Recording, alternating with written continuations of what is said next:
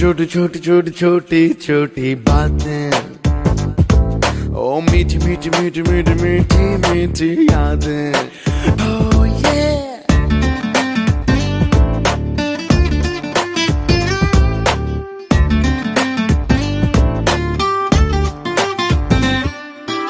ఆటలాగా పాటలాగా నేర్చుకుంటే రానిదంట స్నేహం అంటే ఏమిటంటే పుస్తకాలు చెప్పలేని పాఠం అంట.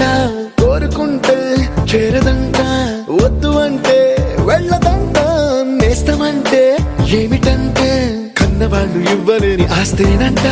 ఇస్తూ నీకై ప్రాణం పంచిస్తూ తన అభిమానం నీలో ప్రతి